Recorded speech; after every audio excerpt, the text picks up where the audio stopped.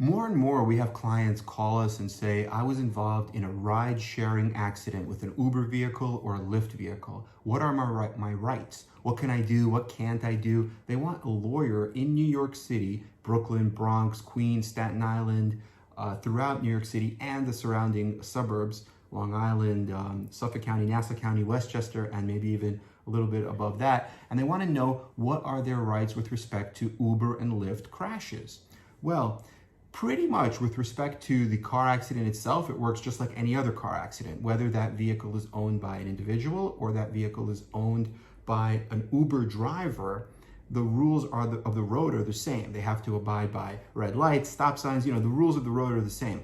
Now, where it differs is whether you can sue Uber, because Uber has a $1 million policy and they have layers of insurance beyond that. I remember seeing in one trial lawyer's listserv that they found out that Uber actually has $20 million in coverage if you can sue Uber successfully. So how do you sue Uber? How do you trigger that money? How do you go after it? Well, the important thing to remember is that the driver must be logged into the app and they must be working for Uber. If the driver is just driving and they don't have an active call, if they're not headed to pick up a passenger who has summoned them with the app, or they don't have a passenger in their car, then they're just driving their own vehicle, and Uber or Lyft, the ride sharing aspect of it, is out of the question. And then you're going after that vehicle's policy. And they might have a personal policy with Progressive, Liberty Mutual, whoever, Allstate, Geico, it doesn't matter. But you can't really go after Uber unless Uber is involved. And Uber always tries to disclaim or say that that driver is an independent contractor. They're not my employee. But a lot of courts have held, including New York courts, that they are employees if they are using the app, actively going to pick up a passenger in the course and scope of their employment, in the middle of their employment, because then there could be an argument that Uber is really the one directing and controlling their work, and there's something known as respondeat superior, which gives vicarious liability. So the employer is vicariously liable for the acts of the employee, the agent, or the worker. If they're negligent, they bind the owner of the car, they bind the person that they're working for, the employer, Uber, Lyft, the ride-sharing company, and they bind them because they're actively engaged in the course and scope of their employment. So that's like the most important thing to keep in mind when dealing with Uber and Lyft accidents.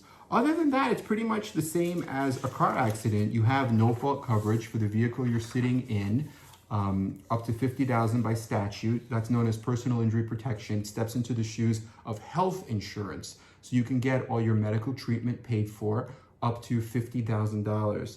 And then in terms of fault, just like any car crash, it could be the fault of the Uber driver, it could be the fault of the other car involved, it could be a bicyclist involved, a pedestrian, a truck, a transit company, bus, could be anything, right? So then people ask, well, what damages can I recover legally? What can I obtain if I get into a crash with a Lyft car, an Uber car, any kind of ride-sharing crash? Well, you could definitely recover pain and suffering, loss of enjoyment of life, the decreased quality of life, bodily injury, lost income, lost wages, as well as reduced earning capacity. For example, if you can still work, but you make a lot less money because you just can't work the same as you did before. Maybe you had a real physical job and you just have to take more breaks, and now your earnings went down. You can recover that, reduced income capacity. Also, you can recover from mental anguish, emotional distress, usually together with a physical injury. You could also recover for that emotional trauma in addition to the physical injury. Loss of consortium, disabilities, property damage for your vehicle if you were involved in you have your own vehicle and you were involved in a crash with an Uber. And then in some cases, of course, you could even get exemplary punitive damages or wrongful death damages if it is a wrongful death case.